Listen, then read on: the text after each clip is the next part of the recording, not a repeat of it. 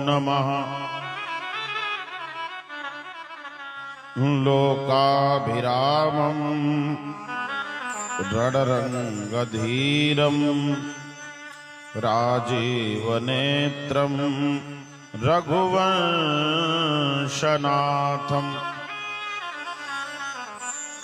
कारुण्यरूपं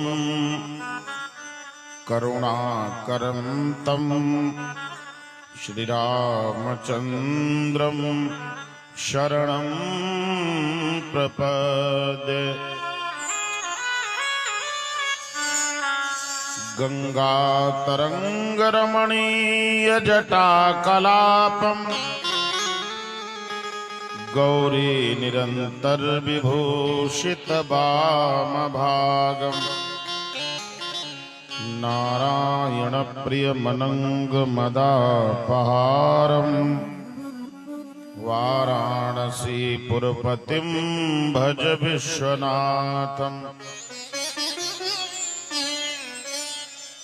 श्री गुरुचरण सरोज रज निज मन मुकुर सुधार। वरनौ रघुवर विमल यश जो दायक फलचार।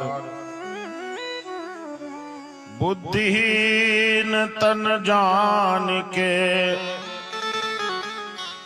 सुमिरौ पवन कुमार। बल बुद्धि विद्या देहु मोहि हरहु कलेश विकार। शिव समान दाता नहीं विपत्ति विदारन हार। लज्जा मोरी राखियो नंदी के असवार। एक बार प्रेम से सब लोग जयकारा लगाइएगा।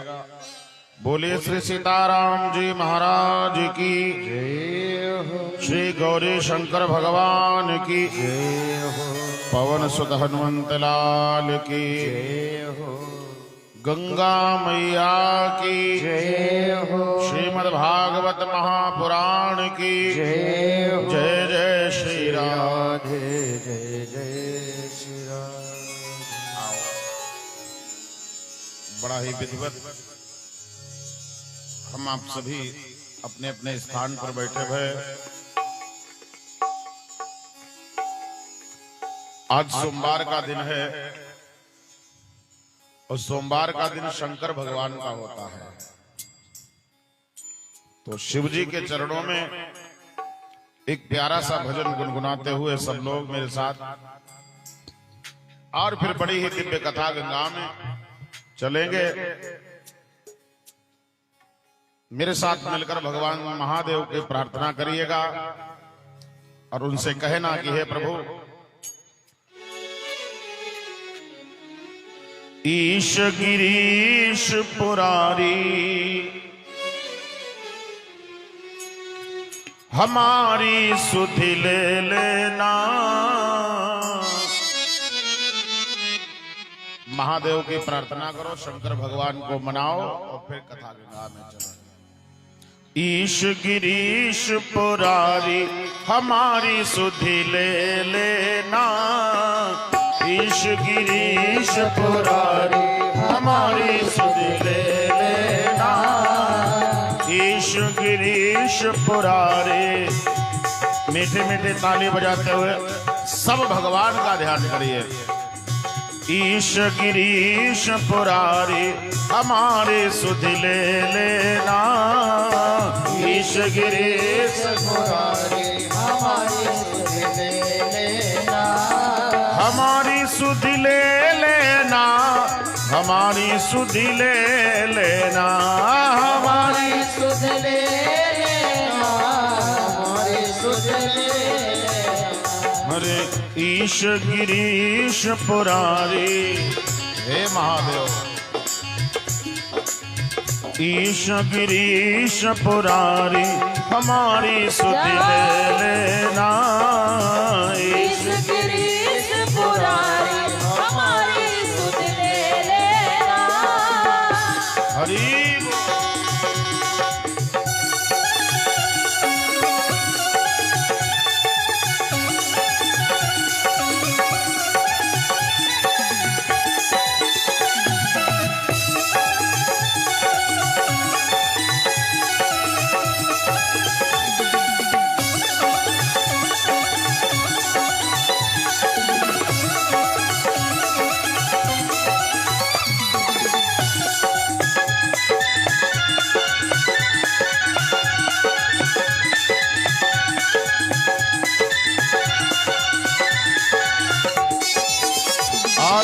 कहना है बाबा, शंकर मुंड माल त्रिपुरारी, शंकर मुंड माल त्रिपुरारी, शंकर मुंड माल त्रिपुरारी, शंकर मुंड माल त्रिपुरारी, गिरिजापति कैलाश बिहारी, गिरिजापति कैलाश बिहारी, और भाल चंद्रमाधारी, भाल चंद्रमाधारी हमारी शुद्ध ले लेना।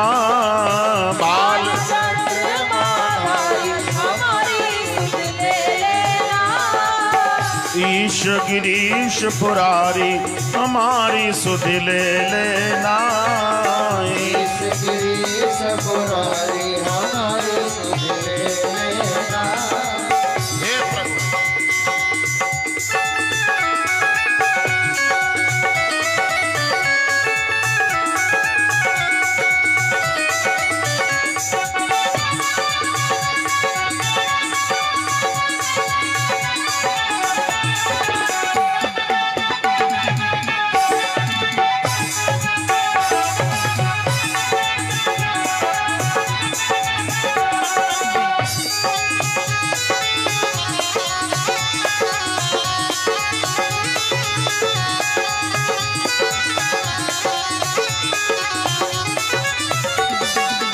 और बाबा हैं क्या, पहने क्या रहते हैं बाबा? बाघंबर तन भस्म रमाए, बाघंबर तन भस्म रमाए, बाघंबर तन भस्म रमाए, बाघंबर और शीश गंग अहि गन लिपटाए, शीश गंग गन लपटाए, और नीलकंठ छवि न्यारी, नीलकंठ छवि न्यारी हमारी सुध ले लेना। नीलकंठ छवि न्यारी हमारी सुध ले लेना। हमारी सुध ले लेना, हमारी सुध ले लेना, हमारी सुध ले लेना, हमारी सुध ले लेना।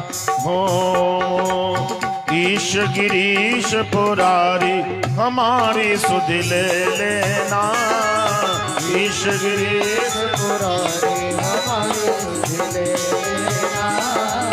ईश गिरीश पुरारी हमारी सुध ले लेना।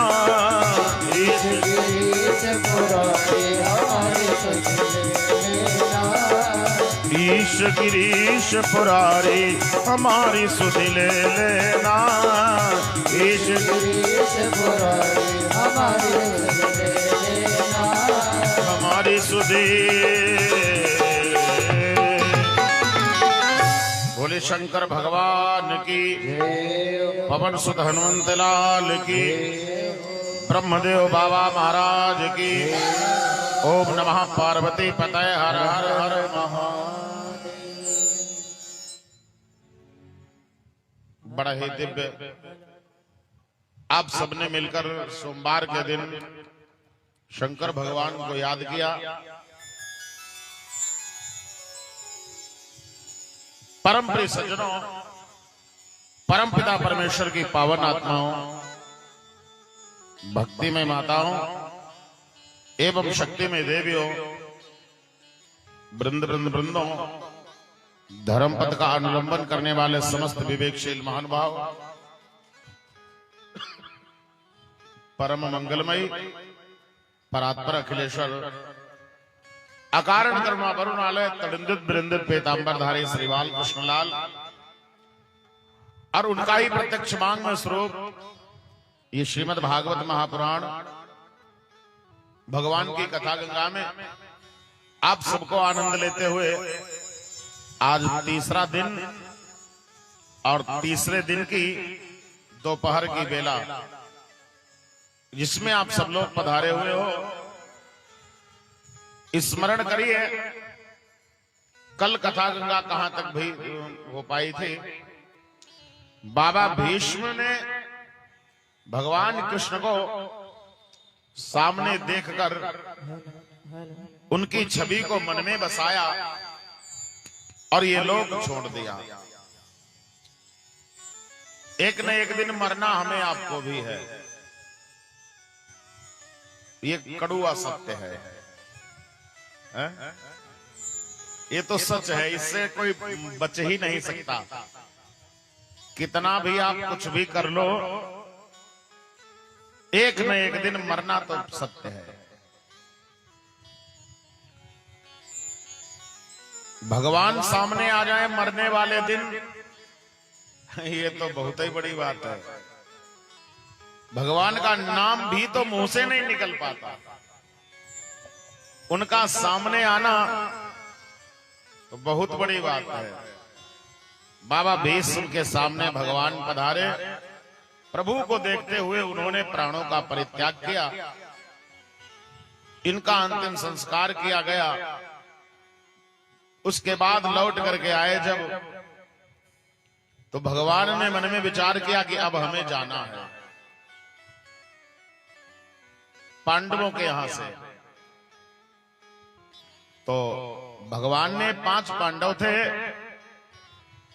द्रौपदी, कुंती, इनमें से धर्मराज से कहा कि भैया अब हमें अपने घर जाना है, जाते समय आप अगर हमसे कुछ मांगो तो मांग लीजिए। तो धर्मराज ने कहा कि हे कृष्ण, हमारा सत्य के प्रति जो प्रेम है ये बना रहे, माने हमारे जीवन में ऐसा कुछ न आए जिससे हमें झूठ बोलना पड़े। आप भी सब जितने बैठे हो, झूठ के समान कोई पाप नहीं है, और सबसे ज्यादा झूठ ही हम लोग बोलते हैं, कभी किसी से, कभी किसी से, कभी किसी से। रात दिन झूठ बोलना हमारा अब धंधा होता जा रहा है। झूठ से बढ़कर के दुनिया में कोई पाप नहीं है। हो सके आपसे तो आप इससे बचिए। अच्छा, बिना बोले काम न चले तो थोड़ो बोल लो, थोड़ा बोल लो, ज्यादा ना बोलो।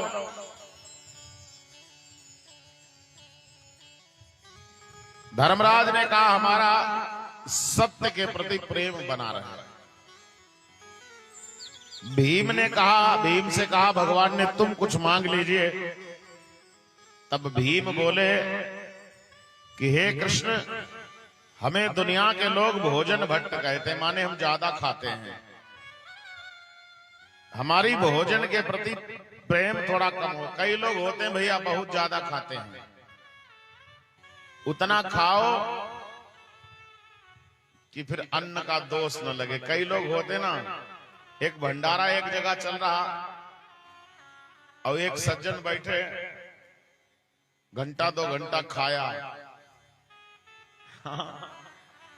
अब पता कहे क्या रहे थे, दाने दाने पर लिखा खाने वाले का नाम। परोसने वाले जब थक गए तब उन्होंने कहा तुम ये न कहो दाने दाने पर लिखा खाने वाले का नाम। बोले क्या कहूं? का तुम ये कहो कि बोरे बोरे पर लिखा खाने वाले का नाम।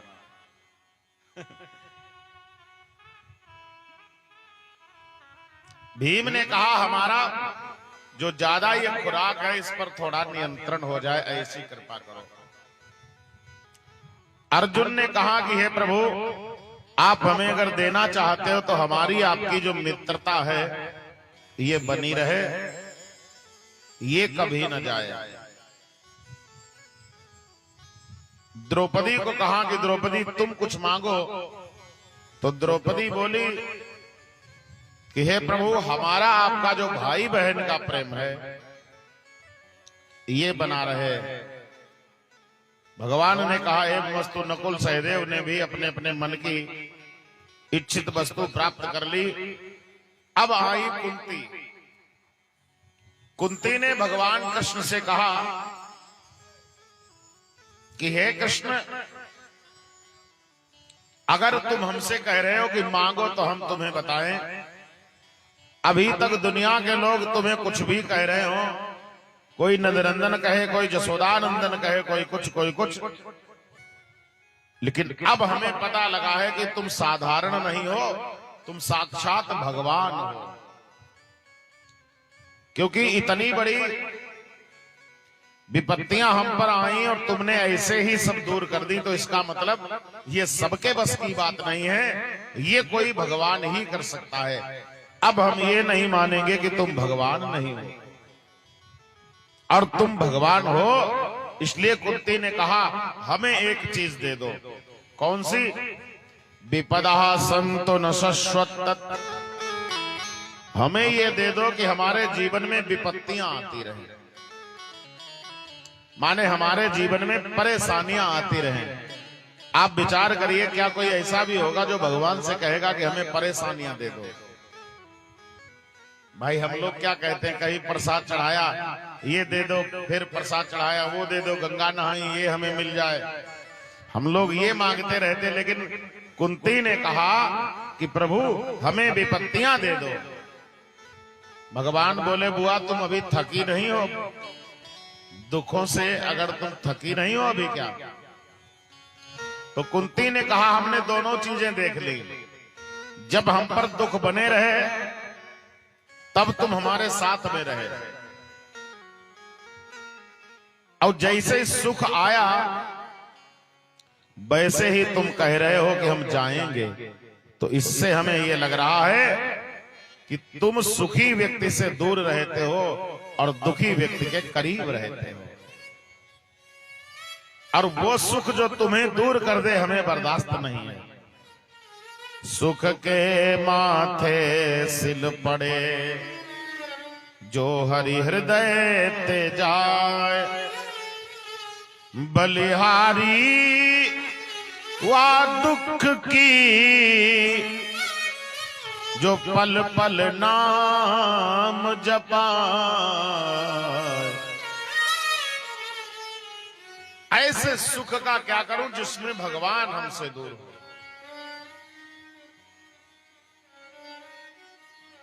भगवान ने कहा एवमस्तु। अर्जुन को साथ में लेकर के द्वारिका में प्रभु पधारे। द्वारिका में इनका बड़ा आदर सत्कार हुआ, भोजनादि बिस्तर दिया गया, विश्राम करते हैं। राज सिंहासन पर कौन बैठा है? पांडव। एक दिन धर्मराज ने मन में विचार किया, 5 भैया हैं कि हम राजा तो बन गए, लेकिन राज धर्म देखें कैसा चल रहा है। देखो भाई, चाहे गांव का हो चाहे बाहर का हो, राजा बनना बड़ा सरल है, राजा बन करके राज्य करना बड़ा कठिन है। काहे? जासु राज प्रिय प्रजा दुखारी, जासु राज प्रिय प्रजा दुखारी। राजा के लिए एक दिक्कत है, राज्य की जनता में एक भी व्यक्ति अगर दुखी है तो वो राजा नरक जाएगा।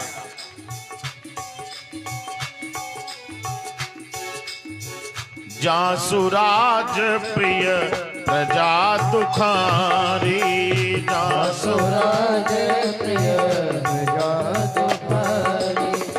सोनप अवसि नरक अधिकारी,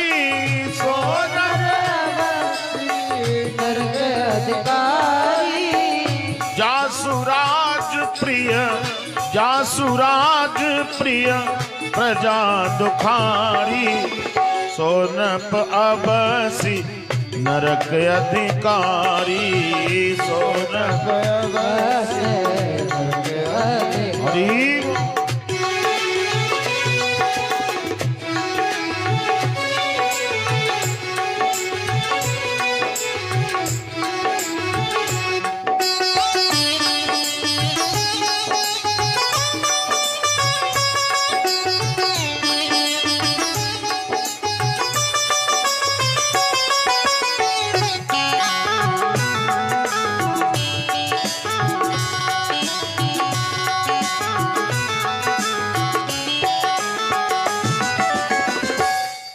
जिस राजा के राज्य की प्रजा दुखी होती है वो राजा नरक में जाता है। इसलिए राजा बनना बड़ा सरल है। हाँ, राजा बनकर के प्रजा को खुश रखना ये बहुत कठिन है। अच्छा, आप जितने लोग बैठे हो पूरे राज्य का छोड़ो, अपने घर में देखो, क्या तुमसे तुम्हारे घर के हर व्यक्ति खुश हैं? ये देखो, अपने घर में देखो, तुम्हारे घर में 5, 6, 8, 7, 10 लोग होंगे, क्या तुम्हारे घर के सब व्यक्ति तुम पर खुश हैं? नहीं ना। जब एक घर के खुश नहीं हो सकते तो राज्य के व्यक्तियों को खुश करना बहुत बड़ी बात है। आपको बताएं, धर्मराज ने चारों भाइयों को बुलाया और बुला करके कहा कि भैया जाओ देखो जाके क्या जनता सुखी है। तो एक पूर्व गया, एक पश्चिम, एक उत्तर, एक दक्षिण। बहुत ध्यान से सुनना ये कथा। पूर्व वाले ने क्या देखा, एक गैया ने एक बछिया को जन्म दिया। पूर्व वाले ने क्या देखा, गाय ने बछिया को जन्म दिया और जैसे ही जन्म दिया वैसे गाय बछिया का दूध पीने लगी। वैसे होता क्या है, बोले बछिया गाय का दूध पीती है, लेकिन यहां गाय ने बछिया को जन्म दिया और तुरंत गाय बछिया का दूध पीने लगी। ये चौंक पड़ा, इसने कहा अरे राम राम, ये तो बड़ा अनर्थ है। पश्चिम की तरफ जो व्यक्ति गया उसने देखा एक बहुत ऊंचा पहाड़ है, उस पहाड़ पर से एक शिलाखंड टूट करके लुढ़कता हुआ आ रहा है। रास्ते में एक दूब का तिनका पड़ा और दूब के तिनके में वो अटक गया। इतना भारी पर्वत दूब के तिनके ने रोक लिया। अब इसको लगा ये भी बहुत बड़ा अचंभा है। तो एक जो उत्तर की तरफ गए थे उन्होंने क्या देखा, एक चिड़िया बैठी है और चिड़िया के पंख पर वेद मंत्र लिखा है, ओम भूर्भुवः स्वः तत्सवितुर्वरेण्यं भर्गो देवस्य धीमहि धियो यो नः प्रचोदयात्। चिड़िया के पंखों पर वेद मंत्र लिखा देखा तो इनको अचंभा हुआ कि चिड़िया के पंख पर वेद मंत्र लिखा है।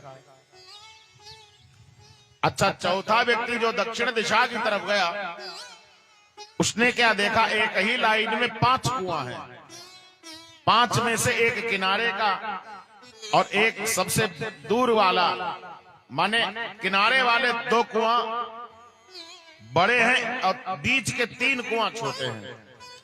एक बड़े कुएं से जल निकल रहा है और इतना निकलता है कि तीनों को भर देता है, और फिर उन्हीं तीनों में से वो सब जल निकलता है लेकिन एक को नहीं भर पा रहा। माने एक कुएं का जल 3 को भर देता है और 3 का एक को नहीं भर पाता है। अब तो बड़ा अचंभा हुआ, लौट करके आए और धर्मराज को अपनी बात बताई। कहा कि ये दृश्य देखे हैं राज्य में। तो धर्मराज बड़े चिंतित हुए, महात्माओं को बुलाया और महात्माओं को बुला करके उनसे पूछा, ये बताओ इसका मतलब क्या है। समझना, पहला दृश्य क्या देखा था? गाय ने बछिया को जन्म दिया और गाय बछिया का दूध पीने लगी। महात्माओं ने इसकी व्याख्या किया, कहा कलयुग के लोग इतना गिरे हुए होंगे। समझना, महात्माओं ने व्याख्या देखी कि का कलयुग के लोग इतने गिरे हुए होंगे, अपनी बेटियों के धन तक को खाने में उनको कोई परहेज नहीं होगा। पहले ऐसा नहीं था। बुजुर्गों से आप पूछना, जिसे कहीं की बेटी अगर घर के गांव में ब्याही है तो वहां के लोग अपने के धोरे का पानी तक नहीं पीते थे। पहले के बुजुर्ग लोग, ऐसा था। लेकिन अब नहीं है ऐसा। अब तो लोग कहते सब चलता है, बेशर्मी लादे हैं। अब सब चलता है, ऐसी बेशर्मी लादे। कलयुग के लोग इतना गिर जाएंगे जो ये नहीं देखेंगे कि हम हैं क्या, हम कर क्या रहे हैं, हमें करना क्या चाहिए, गलत क्या है और अच्छा क्या, ये नहीं देखेंगे। दूसरे में कमी बड़ी जल्दी निकाल देंगे। जिसे हम तो बाहर जाते आते रहते ना, कई लोग हमको भी ऐसे मिलते हैं, सामना होता रहता है। कोई कुछ कहे, कोई कुछ कहे, अगर उनको पूछ दिया जाए तुम में कितनी अच्छाइयां हैं, तो कलयुग का आदमी साक्षात भोग भोगेगा। लेकिन वो ये नहीं सोचता है ये हमें अपने कर्म सुधार लेने चाहिए।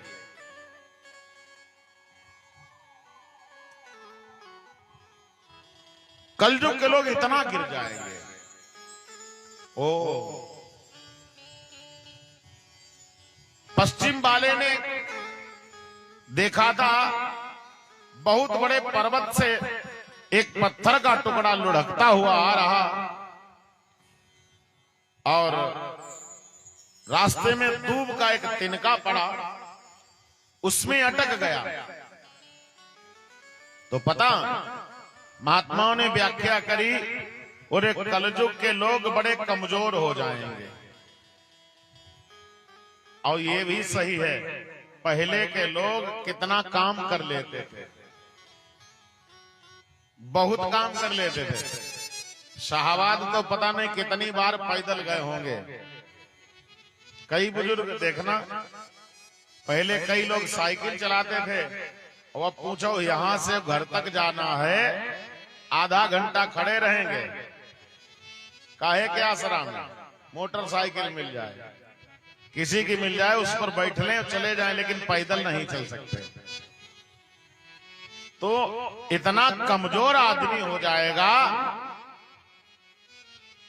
कि आदमी 60 साल में बूढ़ा लगने लगेगा। कहां इतना कमजोर हो जाएगा, 60 साल में आदमी पर बुढ़ापा आ जाएगा।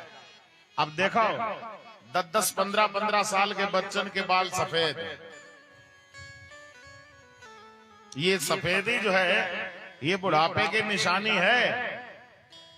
लेकिन वही बात, अब जिसको बुढ़ापे की निशानी आए, सुंदर गोदरेज केस काला लगाया, वो आराम से घूम रहे। आओ भाई, और एक कलयुग में बल जो है ये कम हो जाएगा। अच्छा, तीसरा जिसने देखा था, चिड़िया के पंख पर वेद मंत्र लिखा है, महात्माओं ने उसकी व्याख्या किया, कलयुग आ रहा है, लोग ऐसे हो जाएंगे, बड़े पाखंडी होंगे, बहुत पाखंडी लोग होंगे। और ये चल भी रहा है। इसी पाखंड के चक्कर में हमारा जो सनातन वैदिक धर्म है, ये सीधे सीधे पतन की तरफ है। आज जैसे आपको बताएं, कहीं जैसे घर की कथा होती है, ऐसे ही मुस्लिम धर्म में मिलाद होती है। मिलाद कहते हैं, मुस्लिम धर्म की मिलाद हो, बच्चा बच्चा जाएगा, और बड़ा प्रेम से बैठेगा, मजाल जो कोई बोल दे। वो अपने यहां देखो शाम को कंट्रोल ही करते करते क्या दशा हो जाती है। ये हिंदुओं का समाज है। यहां उनको यही नहीं लगता कि भगवान देख रहा है, उनको लगता ही नहीं कि भगवान है भी कहीं दुनिया में। और है क्या, उन्होंने ये गांव छोड़कर बाहर गए नहीं कभी। बाहर छोड़ करके अगर दुनिया देखी हो तो उनको भी लगे नहीं कुछ है दुनिया में। गांव कभी छोड़ा नहीं, अपनी समझ में बड़े बलवान रहे, बाहर किसी से पाला पड़ा नहीं, अपनी समझ में बड़े कलाकार रहे। तो मेरे भैया कहा कलयुग में ऐसे ऐसे लोग हो जाएंगे। अच्छा 5 कुआं देखे, उनमें क्या देखा, एक बड़े कुएं से जल निकलकर 3 को भर रहा है और 3 से निकल करके 1 को नहीं भर पा रहा है। तो बताया कलयुग में जैसे एक बाप के 3 बेटा हो तो इस जमाना इतना खराब आ जाएगा, एक बाप 3 बेटों का पालन पोषण कर लेगा, वो भले कैसे करे। लेकिन वही 3 के ऊपर बुढ़ापे पर जब बाप आएगा तो वे तीनों जो सोचेंगे कि बड़े वाले करें, बड़े सोचेंगे छोटे वाले करें, छोटे वाले सोचेंगे बीच वाले करें। वे तीनों एक की सेवा नहीं कर सकते। एक 3 की कर लेगा लेकिन तीनों एक की नहीं कर पाएंगे। धर्मराज को बुरा लगा, बोले जब ऐसा वक्त आ जाएगा तो फिर हम संसार में रहकर भी क्या करेंगे। पहले ऐसा नहीं था, घरों में ताले नहीं पड़ते थे। अब देखो अपनी अपनी सेफ की चाबी अपने पास। अब तो ये दशा आ गई है। धर्मराज ने कहा फिर क्या करना चाहिए, कहा चलो अब फिर दुनिया छोड़ देना चाहिए। हिमालय के गुफाओं में गए, एक एक करके दुनिया छोड़ दी। राज सिंहासन पर बैठाला राजा परीक्षित जी को, जो अभिमन्यु के पुत्र हैं, उत्तरा के बेटे हैं। परीक्षित जी को राज सिंहासन पर बैठालकर और अपने आप हिमालय में जाकर के भगवान का नाम स्मरण करते हुए और सीधे स्वर्ग लोक को चले गए। बोले श्रीमद् भागवत महापुराण की जय, श्री कृष्ण कन्हैया लाल की जय, जय श्री राम। आओ हम थोड़ा भगवान का भजन कर लें, स्मरण कर लें, क्योंकि यहाँ पर यह कथा विराम भई है, इसलिए सब लोग मेरे साथ मिलकर के बोलिए श्री राम जय राम जय जय राम, श्री राम जय राम जय जय राम। गाइए श्री राम जय राम जय जय राम, श्री राम जय राम जय जय राम। थोड़ा थोड़ा हाथ ऊपर उठा के सब ताली बजाते हुए भगवान का ध्यान करिएगा।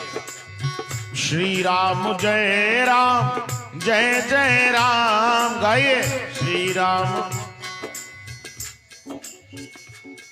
सब बोलो ना, श्री राम जय राम जय जय राम, सब कहिए श्री राम जय राम जय जय राम, श्री राम जय राम जय जय राम। हरि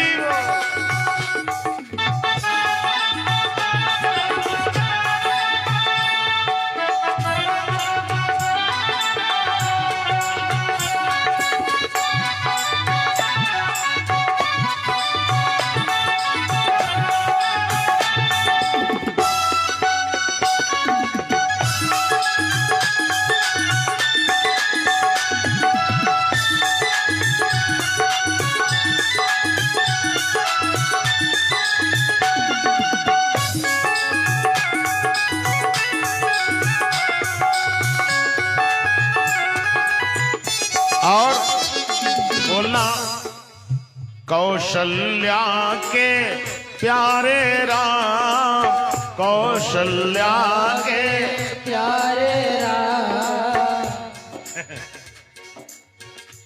सही सही, यहाँ दादा इनको कंट्रोल ही करने वाला कोई नहीं। सब कहिए कौशल्या के प्यारे राम, गाइए।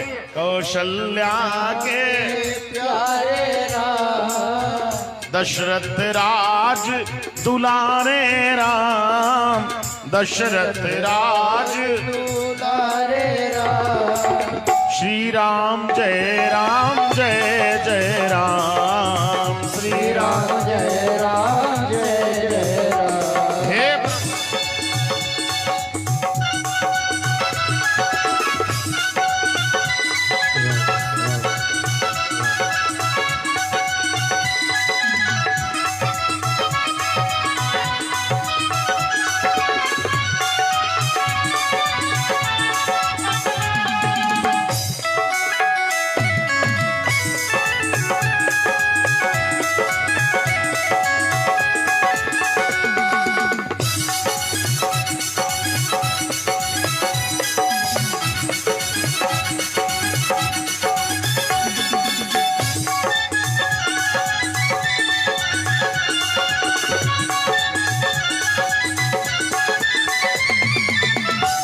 बोले राजा रामचंद्र भगवान की जय श्री गौरी शंकर भगवान की, पवन सुत हनुमंत लाल की, जय हो, ब्रह्मदेव बाबा महाराज की जय जय श्री राम।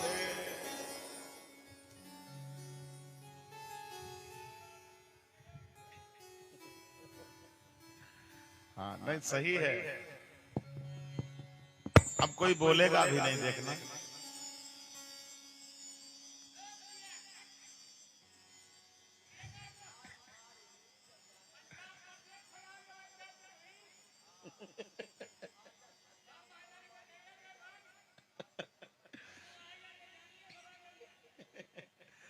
आइए, अब नहीं कोई बोलेगा, अब बोलना भी नहीं सही। कल पता इतने समय तो फिर भी बहुत अच्छे बच्चे बैठे हैं।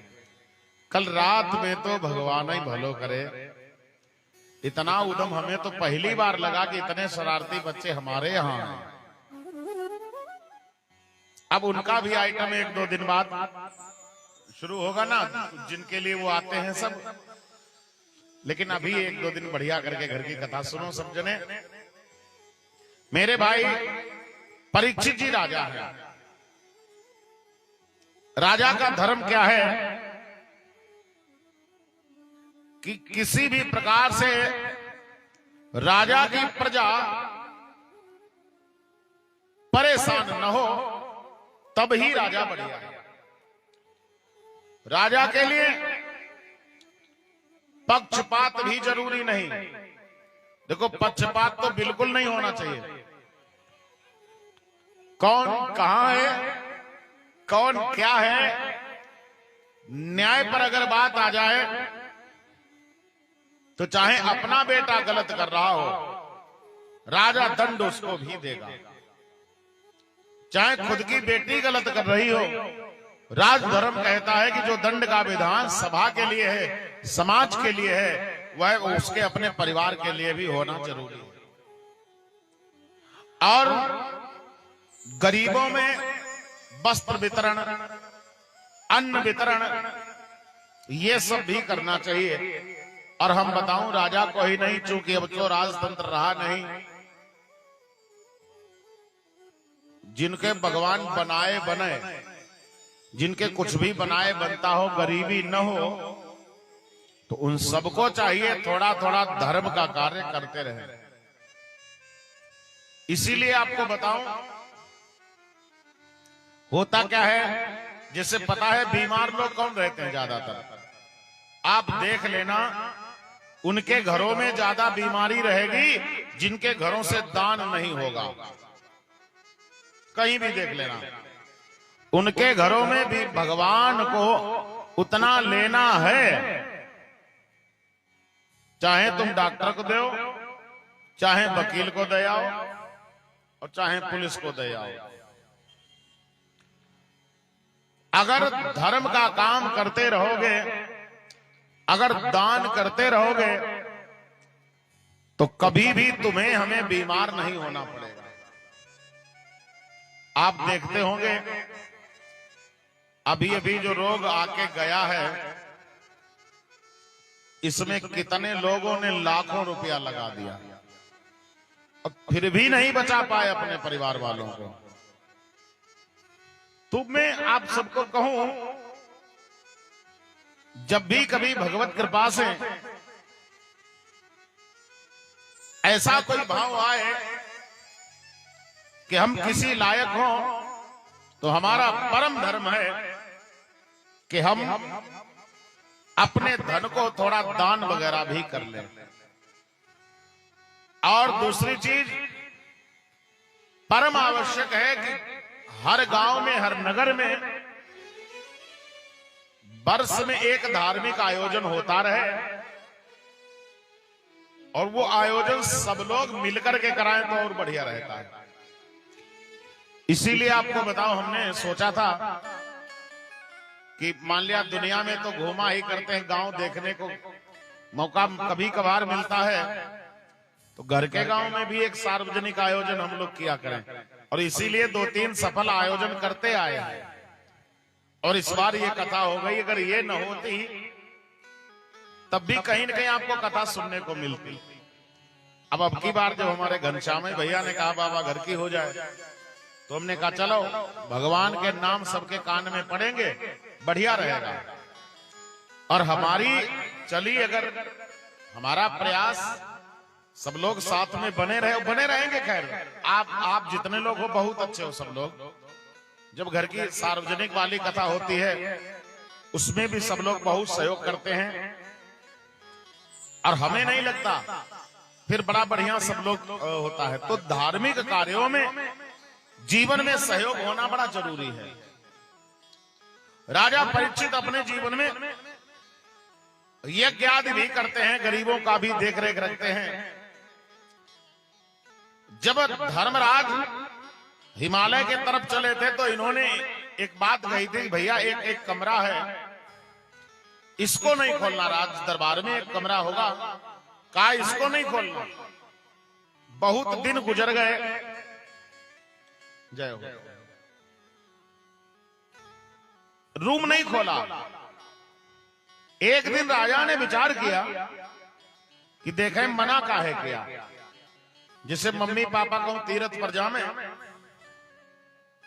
और बेटा को कहें कि देखो ये चाबी ले लो, ये बक्सा नहीं खोलियो, तो वो सोचेगा आखिर मना काहे किया है। ऐसे ही परीक्षित ने सोचा कि लाओ देखें ये कमरा खोलने के लिए मना क्यों किया। उस दिन जब राजा परीक्षित ने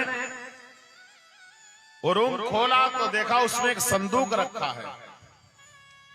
अब संदूक रखा है, संदूक को खोला तो देखा संदूक में मुकुट रखा है, सोने का मुकुट है।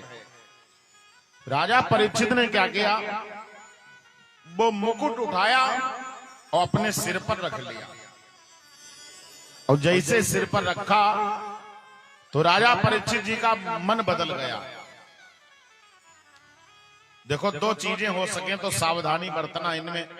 एक तो कभी गलत अन्न नहीं खाना, इसी से हमारी बुद्धि में विकार आता है, गलती होती है। गलत अन्न नहीं खाना और प्रयास ये करना कि किसी के हिस्से का लेकर के अपनी संतान को नहीं देना, नहीं तो संतान बिगड़ जाएगी। जिसे हम किसी का हिस्सा है और हम लेकर के अपने बच्चों को दे दें, ये गलत है, इससे संतान बिगड़ जाती है।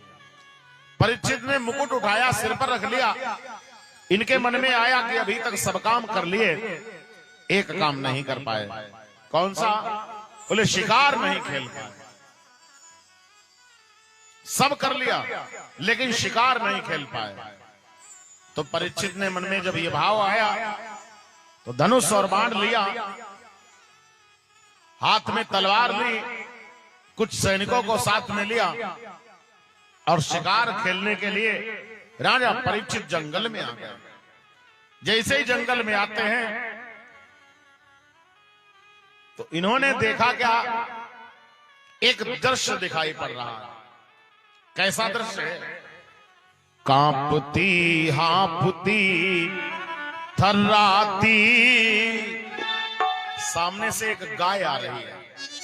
ये शिकार खेलने गए, इन्होंने देखा क्या, सामने से एक गाय आ रही है, कांपती हांपती थर्राती, रुकती है कहीं अटकती है, कांपती हांपती।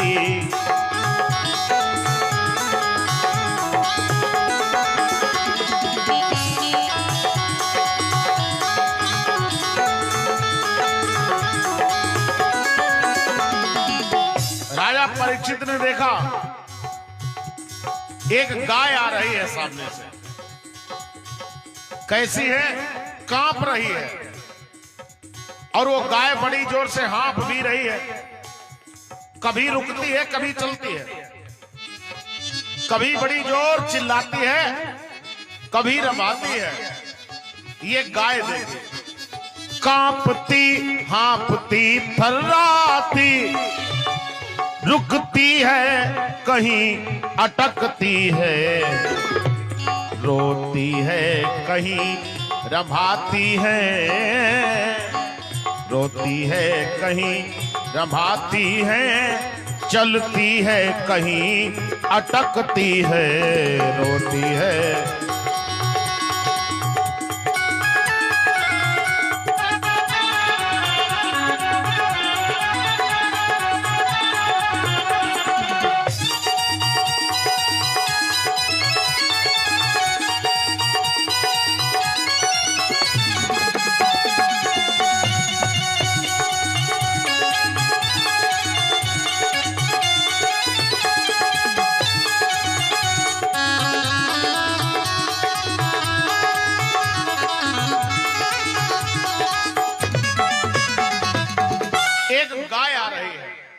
रो रही है, रंभा रही है, और उस गाय के पीछे परीक्षित ने देखा एक बैल आ रहा है।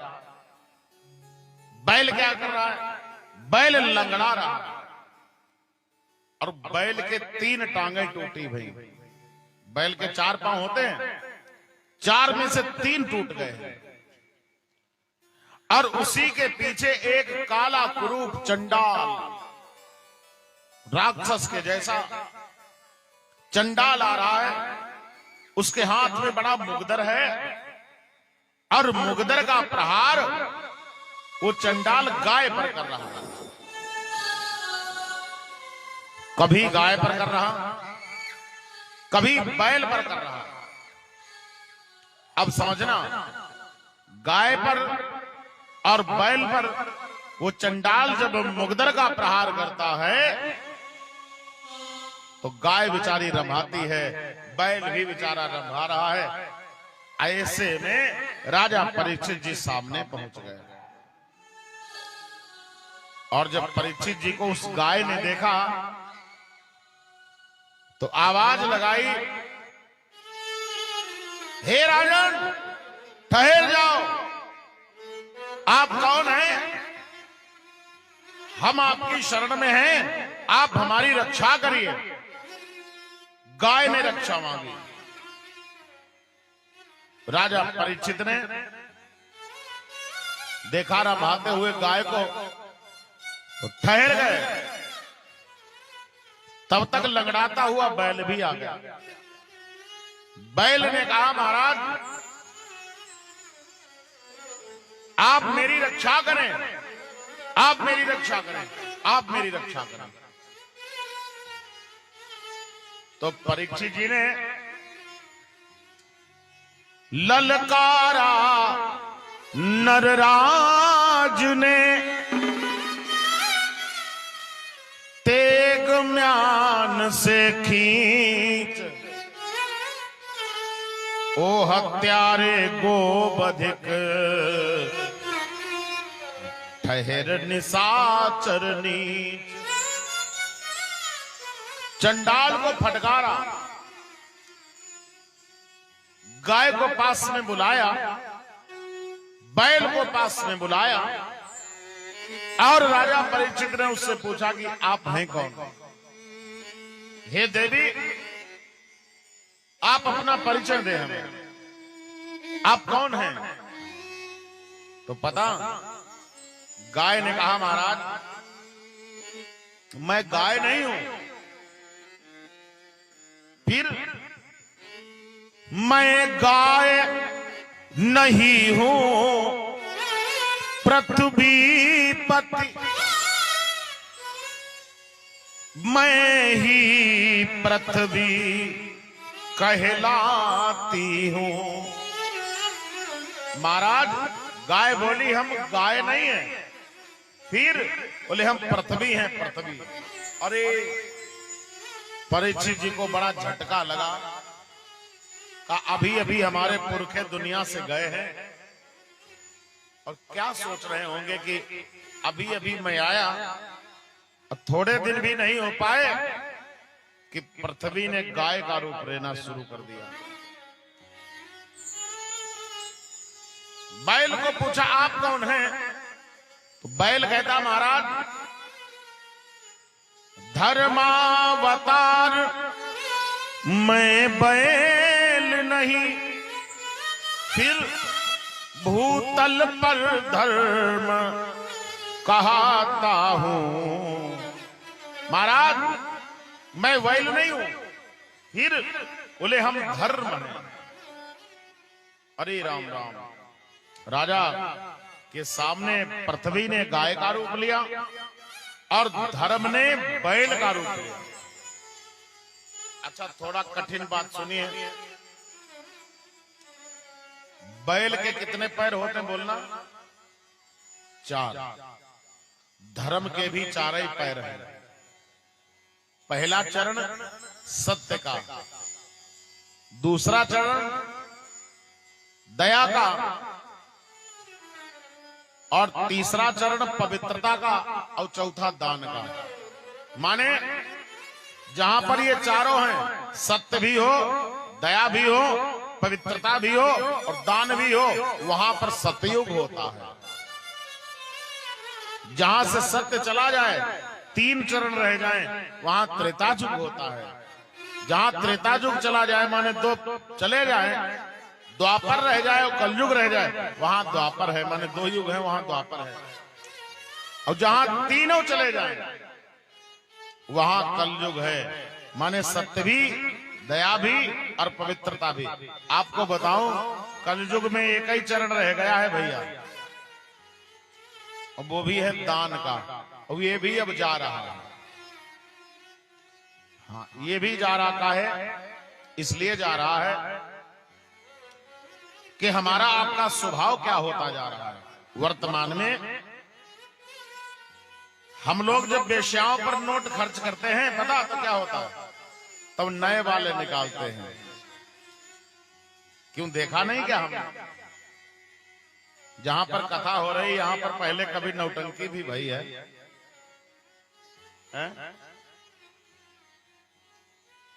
10-10 रुपया देके जूता चलवाए जाते हैं।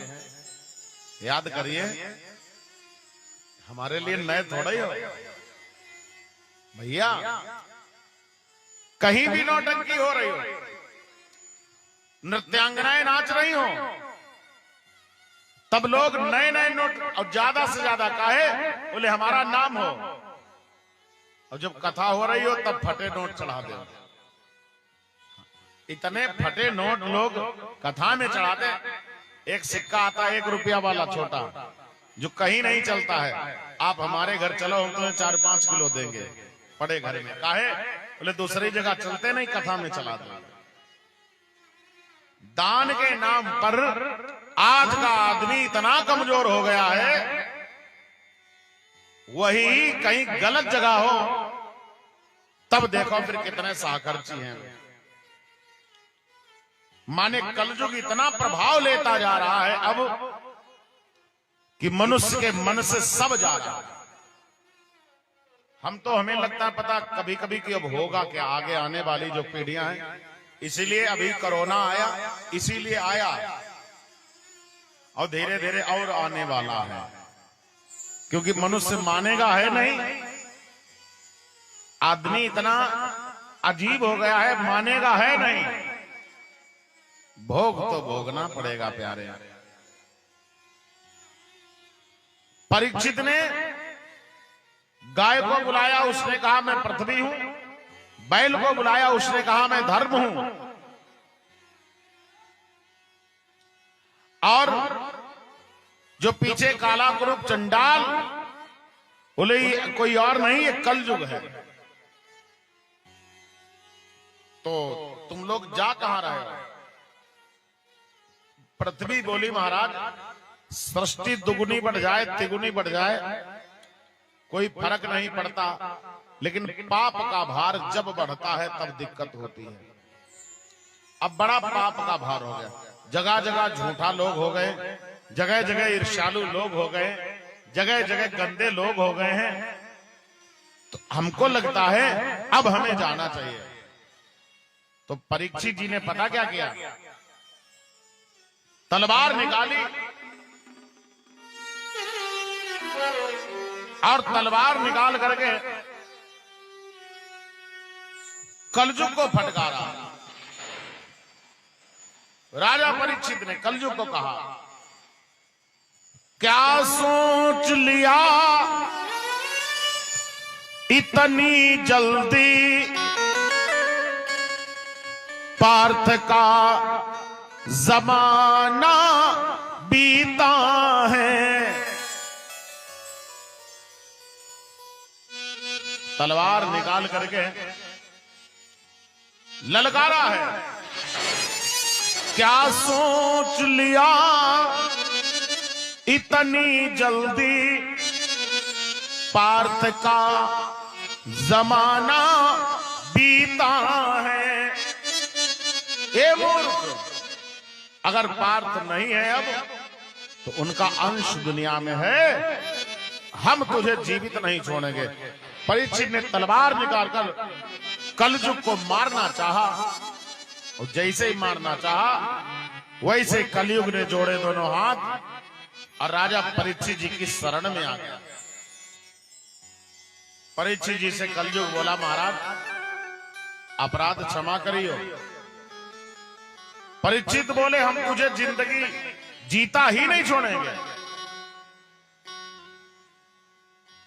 तुझे समाप्त कर देते हैं। तो कलयुग ने अपनी विशेषता बताई, कहा महाराज हम में बुराइयां जरूर हैं लेकिन हमारे अंदर खूबियां भी हैं। खूबियां कौन है वह भी सुन लीजिए। खूबियां गिनाऊं? बोले हाँ, खूबियां ये हैं कि सतयुग में त्रेता युग में अगर मनुष्य को भगवान की प्राप्ति करनी है तो घर छोड़ करके जंगल जाए और वहां भजन करे। जैसे ही भजन करेगा तो उसे भगवान की प्राप्ति। जी को कहा, प्रभु हमारे समय में जंगल जाने की जरूरत नहीं है, घर ही में रहो अब तुम्हारा काम हो जाएगा। कलयुग केवल नाम आधारा, सुमिरी सुमिरी नर उतरहि पारा। कलयुग केवल नाम आधारा, सुमिर सुमिर नर उतरे पारा। कलयुग केवल नाम आधारा, सुमिरी सुमिरी नर उतरहि पारा। कलयुग केवल नाम आधारा, सुमिर सुमिर नर उतरे पारा।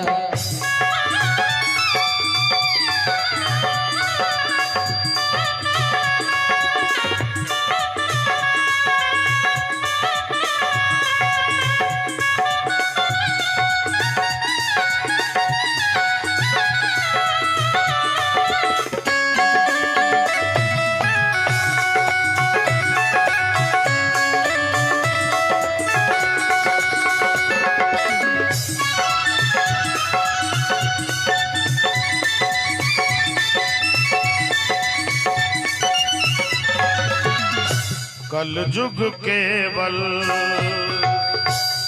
नाम आधारा। बोला महाराज हमारे समय में जंगल न जाओ और घर पे ही रह करके थोड़े से काम कर लो, उससे से ही काम चल जाएगा।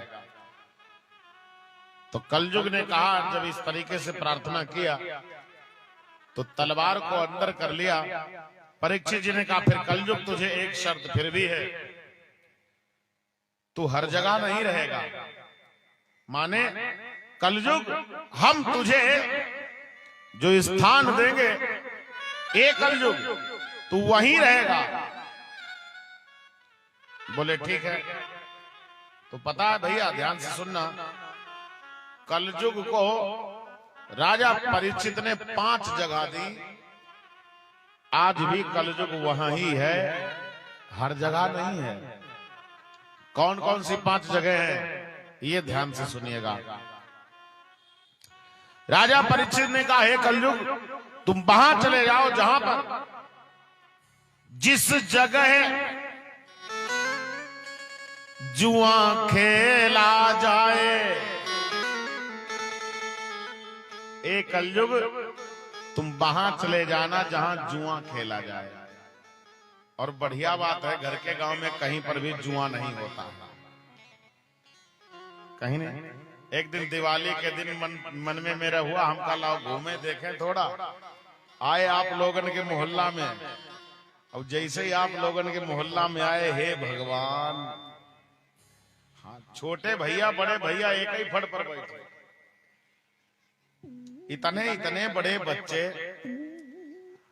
और माताएं छोड़ भी देती हैं कि बेटा जाओ तुम खेलो जाए। ये बहुत गलत बात है, और हमारे मोहल्ले में नहीं होता है ये। आप लोगन के मोहल्ला में आप करके देखो। और इस बार तो बढ़िया सुंदर फर्स्ट क्लास रोड बनी, कहीं कुछ लेने ही नहीं जाना, आराम। हमारे घर से लेकर के तिराहे तक हमारी समझ में 10-15 जगह लोग छोटे छोटे बच्चे बैठे होंगे।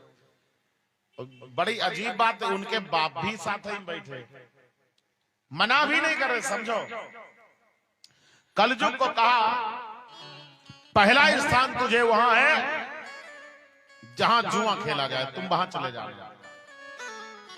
कलयुग ने कहा, ठीक है सरकार। दूसरा स्थान बताया जहां पर शराब पी जाए। कलयुग तुम वहां पर रहना, घर के यहां शराब भी नहीं पी जाती, ये भी बहुत बढ़िया बात है।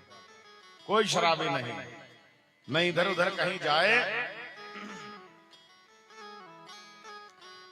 पहला स्थान जहां पर जुआ खेला जाए, दूसरा स्थान जहां पर शराब पी जाए, तीसरा स्थान जहां पर बेश्याएं रह रही हो,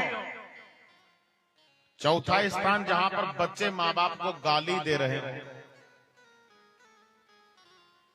एक कलयुग तुम वहां चले जाना। तो कलयुग ने कहा, महाराज इतनी बढ़िया बढ़िया जगह दे दी, जुआरियों में हम रहेंगे, शराबियों में हम रहेंगे, गंदे गंदे लोगों में हम रहेंगे, एक आध जगह तो बढ़िया दे दो। मान लो सब खराब जगह दे दे, कोई बात नहीं, एक जगह तो बढ़िया दे दीजिए। तो कलयुग ने कहा, जहां पर अधर्म की कमाई का सोना इकट्ठा हो, सोना नहीं सोना, कहा जहां पर अधर्म की कमाई का सोना इकट्ठा हो, हे कलयुग तुम वहां पर रहना। तो सामने खड़े हुए कलयुग ने नीचे से ऊपर तक देखा, देखे परीक्षित जी के अंग प्रत्यंग में तो नहीं कहीं पर कोई सोना गलत है। तो एक ही जगह मिल गई, कौन सी? खोपड़ी वाली, जो मुकुट रखा था। नीचे से ऊपर तक देखा, पैर में भी कुछ न मिला, हाथ में भी जो पहने हैं वह भी कुछ नहीं, गले में उसमें भी सब ठीक ही ठाक है, लेकिन सिर पर जो मुकुट मिला, ये ही अधर्म की कमाई का मिल गया। यही मुकुट दूसरा था, और इसी के लिए धर्मराज ने मना किया था कि बेटा ये नहीं करना कभी। कलयुग ने क्या किया? खोपड़ी पर सवार हो गया। क्यों? राजा परीक्षित ने जगह दिया है कि तुम वहां रहना, तो ये जाकर के खोपड़ी में सवार हो गया। वहीं पर से परीक्षित जी वापस चले आए, आगे नहीं गए। और जो आगे वापस आ रहे थे, रास्ते में एक संत का आश्रम मिला। एक साधु का आश्रम है, तो ये परीक्षित जी को तब तक प्यास लगी, ये उस आश्रम में प्रवेश कर गए, आश्रम में प्रवेश कर गए। और जैसे ही आश्रम में प्रवेश किया तो देखा गया वहां पर एक बाबा बैठे हैं, माने महात्मा बैठे हैं। महात्मा की दशा कौन है? महात्मा की आंखें बंद हैं, आंख बंद किए भगवान का नाम ले रहे वह संत महात्मा बैठे। अब बहुत सावधानी की बात है,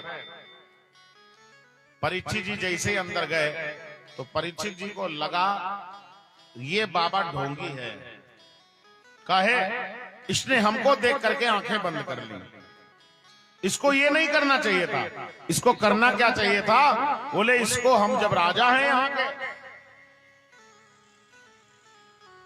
तो जैसे हम आए वैसे ही इसको हमारे लिए सुंदर आसन डालना चाहिए था, उस पर हम बैठते हैं क्योंकि हम राजा हैं, और फिर ये हमें जल पिलाता, हम जल पीते क्योंकि हम राजा हैं।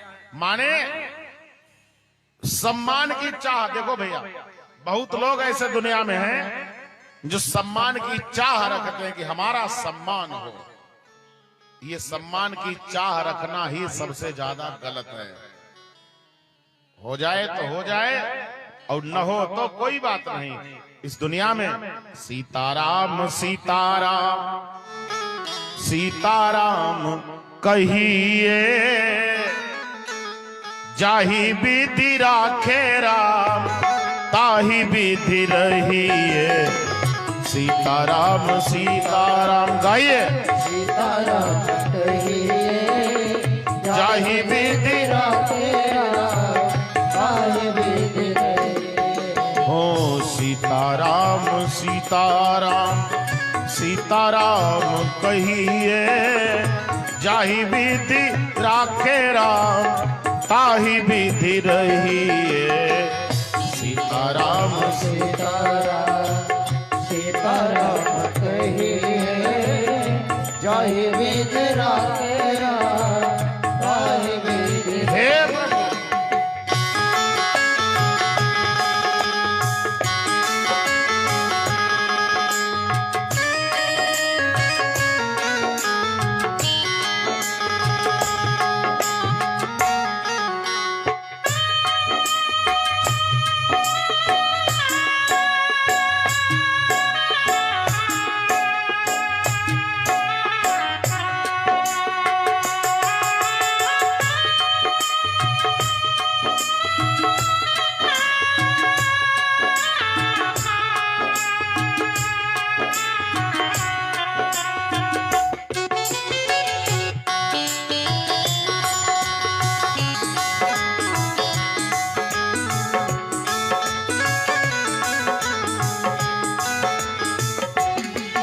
और करना क्या है? जिंदगी की डोर सौंप हाथ दीनानाथ के। जिंदगी के डोर सौंप हाथ दीनानाथ के। जिंदगी की डोर सौंप हाथ दीनानाथ के। जिंदगी के डोर सौंप हाथ दीनानाथ के। महलों में राखे चाहे झोपड़ी में बास दे। महलों में राखे चाहे झोपड़ी में बास दे। विधि का विधान जान अनिलाभ सही है। विधि का विधान जान हानिलाभ सही। जाहि विधि राखे राम ताहि विधि रहिए। सीताराम सीताराम सीताराम कहिए, जाहि विधि राखे राम ताहि विधि रहिए। हे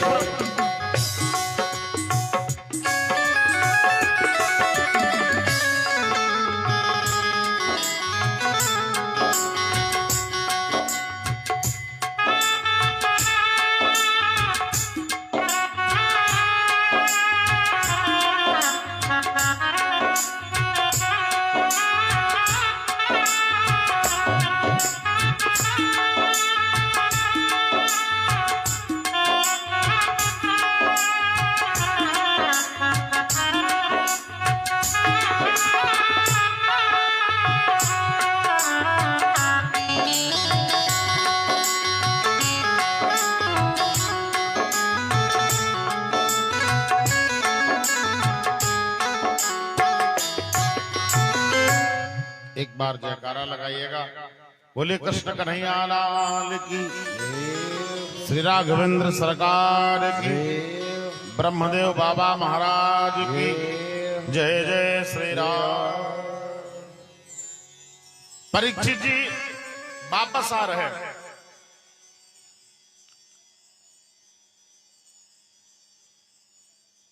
जब प्रवेश किया आश्रम में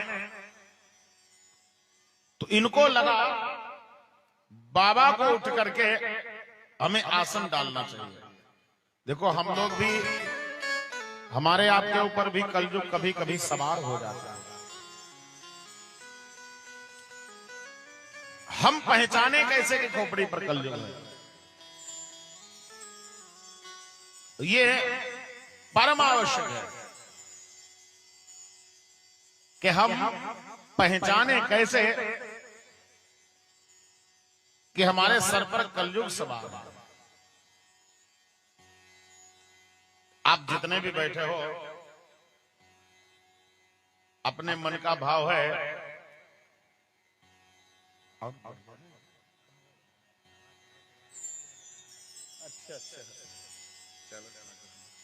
भाई लेखपाल जी हैं, कल बारात है भाई इनकी है?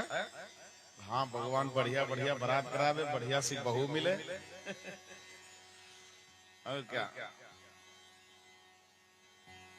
आइए हम आप सभी 1 मिनट के लिए हरि नाम स्मरण करें और फिर कथा गंगा में चलें। गोविंद जय जय गोपाल जय जय, गोविंद जय जय गोपाल जय। गाइए गोविंद जय जय गोपाल जय जय, गोविंद जय जय गोपाल जय जय, गोविंद जय जय गोपाल जय जय। राधा रमन हरि गोविंद जय जय, राधा रमण हरि गोविंद जय जय, राधा रमन हरि गोविंद जय जय, राधा रमण हरि गोविंद जय हरि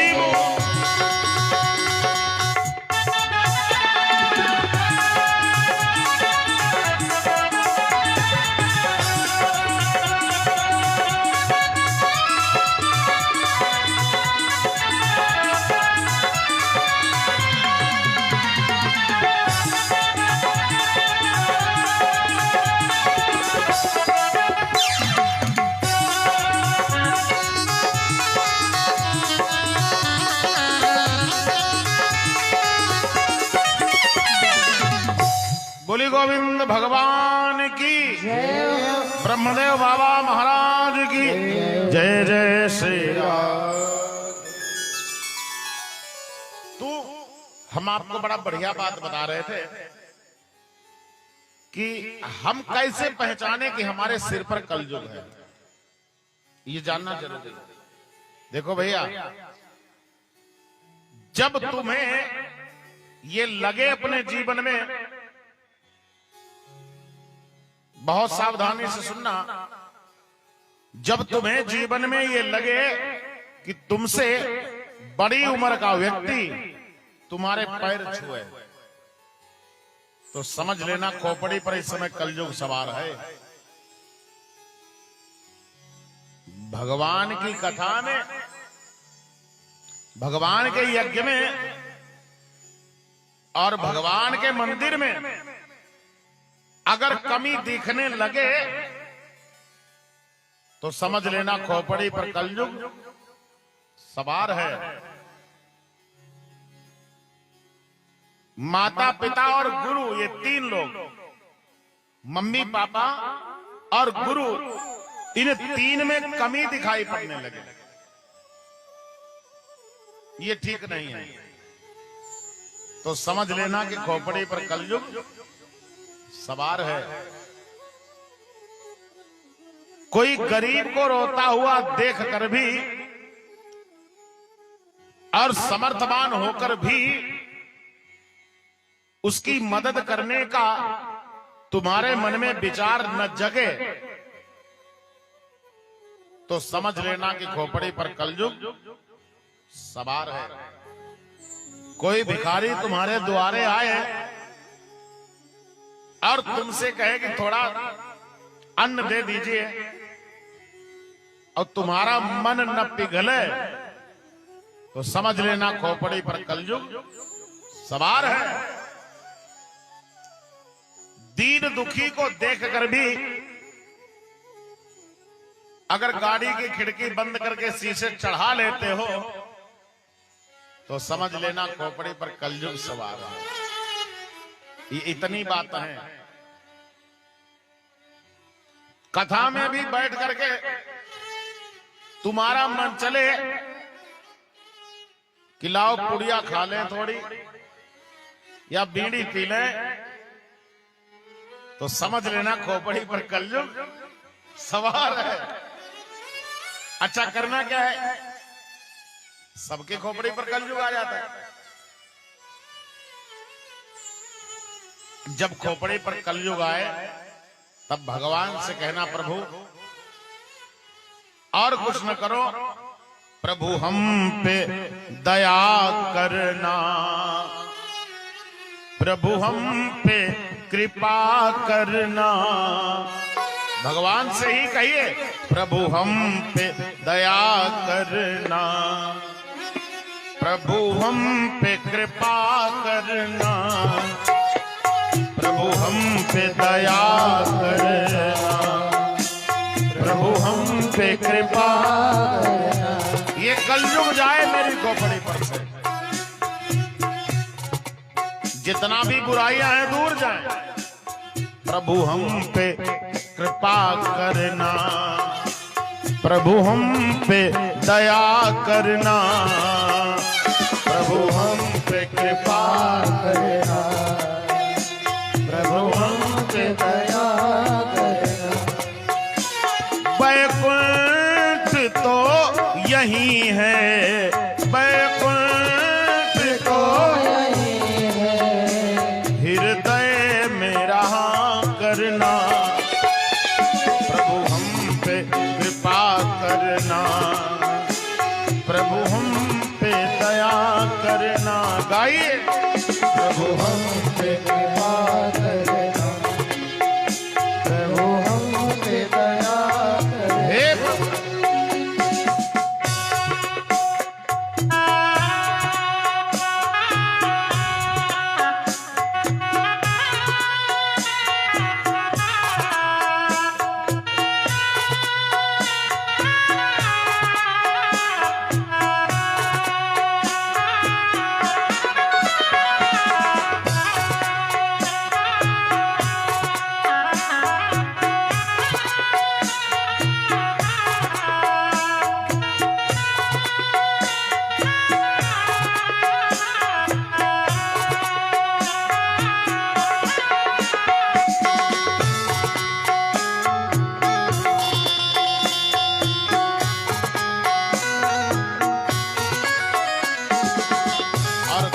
क्या है प्रभु,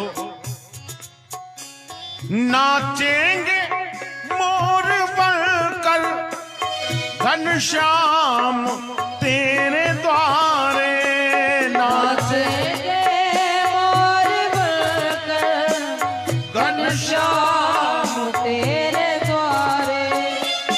मेरे कृष्ण छाए रहना बनकर के मेघ तारे, मेरे कृष्ण छाए रहना बनकर के मेघ तारे। अमृत की बूंद बनकर, हे प्रभु अमृत की बूंद बनकर प्यासों पे गिरा करना, प्रभु हम पे कृपा करना, प्रभु हम पे दया करना, प्रभु हम पे कृपा करना, प्रभु हम पे दया करना। बैकुंठ तो यही है, बैकुंठ तो यही है, हृदय में रहा करना, प्रभु हम पे कृपा करना, प्रभु हम पे दया करना,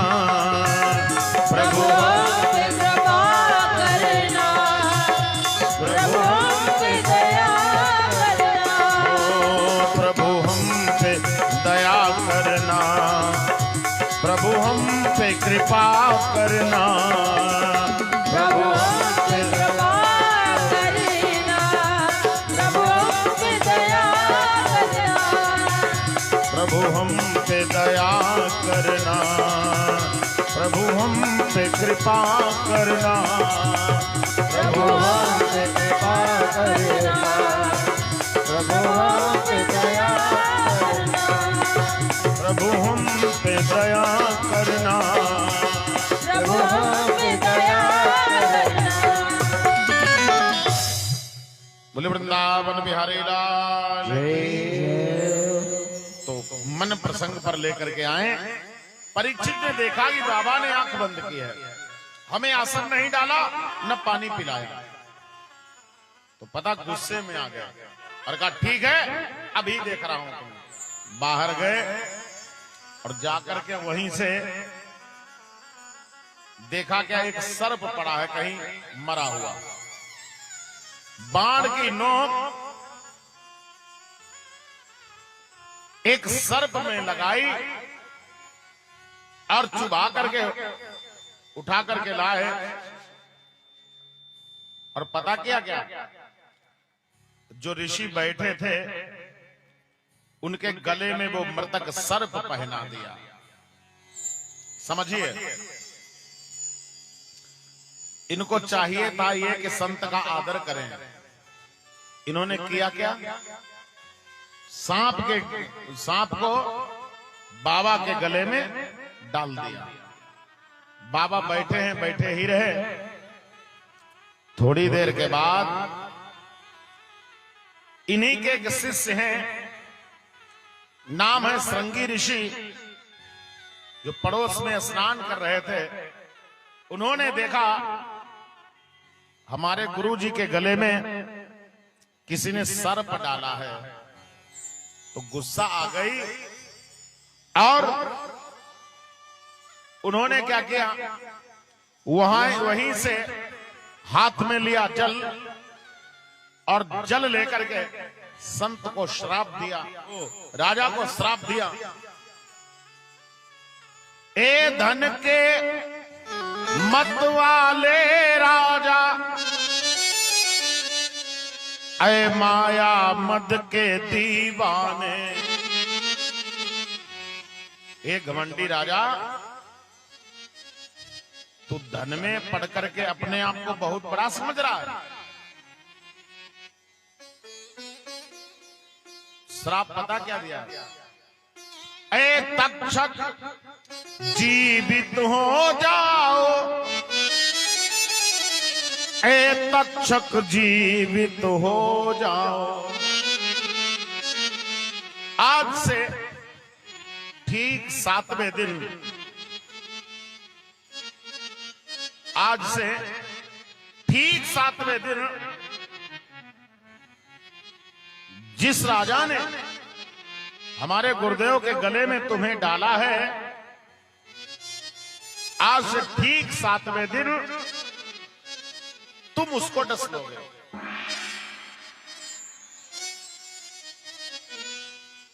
पता, 7वें दिन मरने का श्राप दे दिया। कितने दिन में मरने का श्राप दिया? 7 दिन में। आज से ठीक 7वें दिन तुम्हें यही नाग जीवित होकर और डस लेगा। पता, श्राप मिथ्या नहीं जाएगा।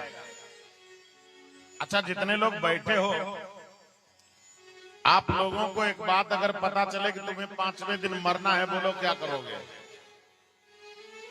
क्यों? जैसे पता लग जाए कि ठीक 5वें दिन मरना है, बोलिए क्या करेंगे आप? हमें नहीं लगता फिर भूख लगेगी। जिन लोगों को पता लगता है कि हमें कैंसर है, आधे तो वहीं से मर जाते हैं। अब पता लग जाए कि 7वें दिन 5वें दिन तुम्हें मरना है हर हाल में, फिर तो हाल ही बुरा हो जाएगा। परीक्षित जी को श्राप दिया कि ठीक 7वें दिन तुम्हें मरना है, इधर ये परीक्षित जी घर आए और इन्होंने मुकुट उतार करके जैसे सिंहासन पर रखा। अब इनको स्मरण आया कि हमने एक साधु का अपमान किया। जैसे मुकुट उतारा और उतार करके जैसे ही रखा, इनको पता लगा हमने एक संत का अपमान किया है, निरादर किया है। अब तो ये सोचने लगे हैं प्रभु होगा क्या, होगा क्या। तब तक संत वृंद आए, उन्होंने बताया कि राजन तुमको 7वें दिन मरने का श्राप है। तो इन्होंने पता क्या किया, अपने पुत्र जन्मेजय को राज सिंहासन पर बैठा ला और अपनी पत्नी इला को लेकर गए और राज परिवार छोड़ दिया। सुकृताल में पधारे मुजफ्फरनगर। देखो भैया, जितने लोग बैठे हो, एक न एक दिन घर परिवार छोड़ना तुम्हें भी है। चाहे जबरदस्ती छोड़ो और या बर्फ की सिल्ली पर लिटा ले जाओगे तब छोड़ो।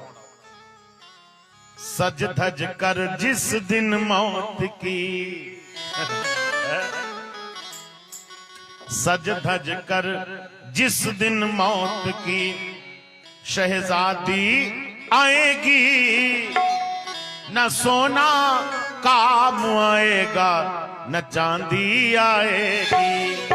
सज धज कर जिस दिन मौत की शहजादी आएगी, न सोना काम आएगा न चांदी आएगी। सब गाइए, सज धज कर जिस दिन मौत की शहजादी आएगी, ना सोना काम आएगा न चांदी आएगी।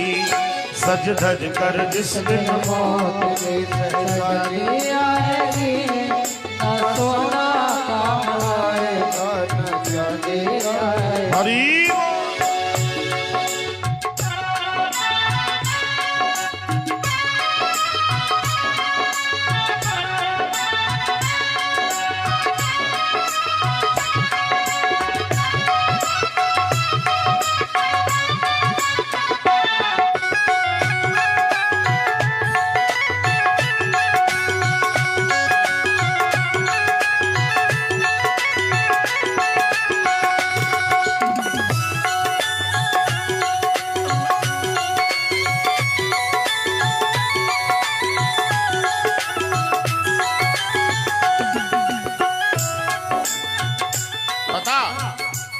हम लोग दिन रात सोचते रहते हैं ये कर लूं, वो कर लूं, ये कर लूं, वो कर लूं। यमराज के दूत आते हैं, सब छुड़ा कर के ले जाते हैं। संतगण कहते हैं छोटा सा तू कितने बड़े अरमान है तेरे, छोटा सा तू कितने बड़े अरमान है तेरे। माटी का तू सोने के सामान है तेरे, माटी का तू सोने के सामान है तेरे, सामान है तेरे। माटी की काया एक दिन,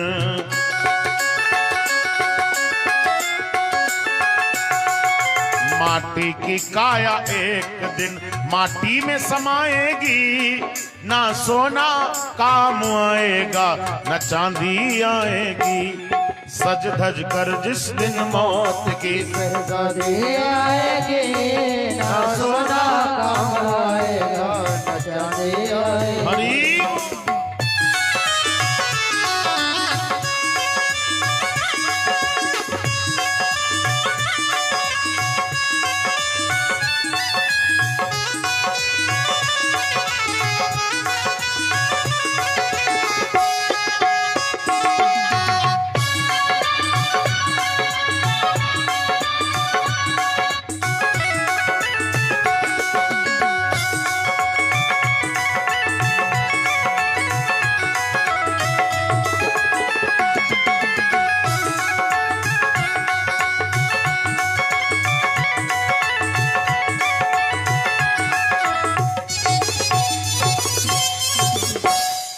सज धज कर जिस दिन मौत की शहजादी आएगी, न सोना काम आएगा न चांदी आएगी, सब छोड़ना पड़ेगा भैया।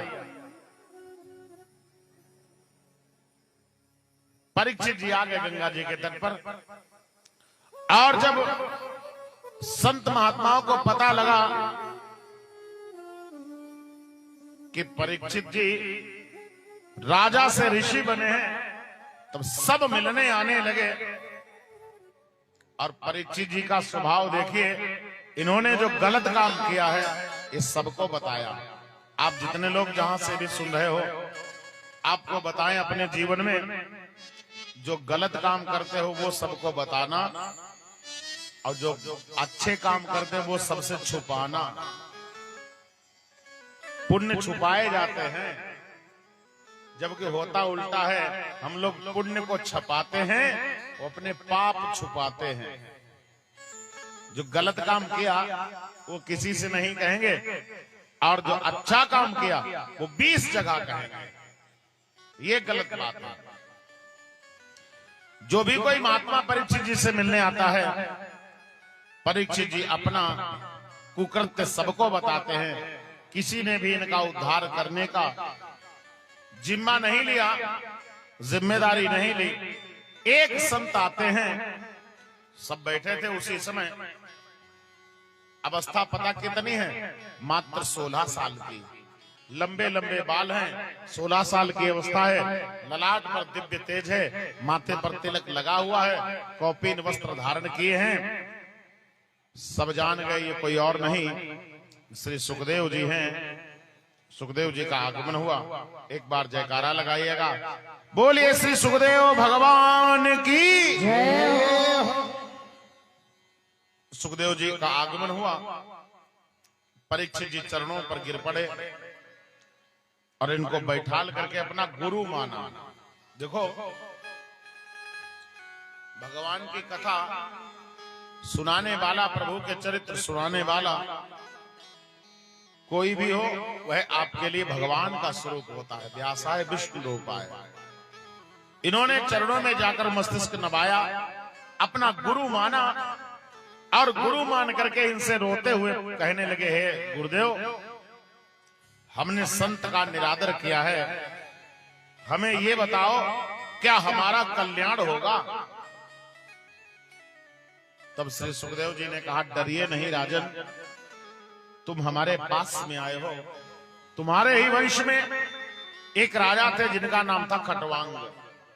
इन प्रकार उनको पता लग गया कि 2 घड़ी में हमारी मौत है, तो 2 घड़ी कथा में जाकर के बैठ गए। तो हम तुम्हें बताते हैं, इस दुनिया में, संसार में उभय घड़ी में भई गति जाकी। मात्र 2 घड़ी। देखो, आप तो बहुत देर से बैठे हो सब लोग, कथा इतना कीमती है। मात्र 2 घड़ी अगर कथा में चले गए तब भी हमारी मुक्ति हो जाती है। उभय घड़ी में भई गति जाकी। सुखदेव ने कहा, परीक्षित, तुम कहूं नृपति 7 दिन बाकी। उभय घड़ी में भई गति जाकी, तुम कहो नृपति 7 दिन बाकी। उभय घड़ी में भई गति जाकी, तुम कहूं नृपति 7 दिन बाकी। उभय घड़ी में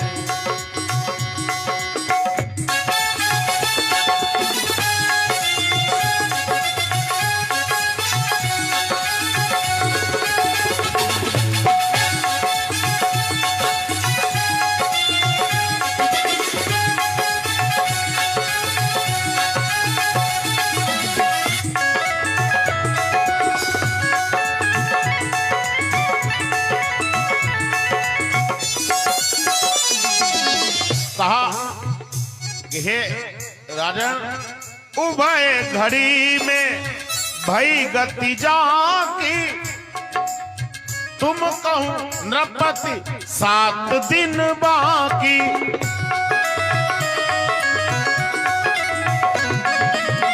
उभय घड़ी में भई गति जाकी, तुम कहूं नृपति 7 दिन बाकी।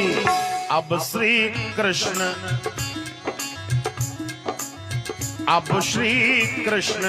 कथा अति पावन, सदा सुखद दुख पुंजन सावन। अब श्री कृष्ण आयति पावन, सदा सुखद दुख पूजन सावन।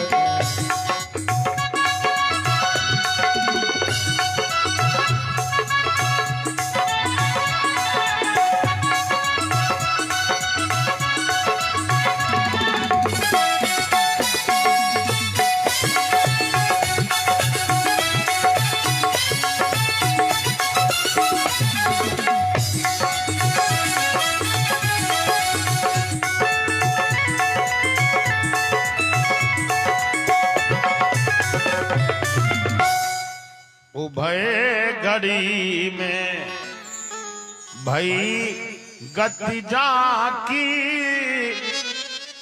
तुम कहूं नृपति 7 दिन बाकी। तुम्हें 2 घड़ी में सत्संग कथा इतनी कीमती है, 2 घड़ी में मुक्ति प्राप्त हो गई, तुम्हारे लिए तो 7 दिन है। अब सुंदर आसन पर बैठाला और बैठा लेकर के जो कथा श्री सुखदेव ने परीक्षित जी को सुनाई, ये शाम 7:30 बजे से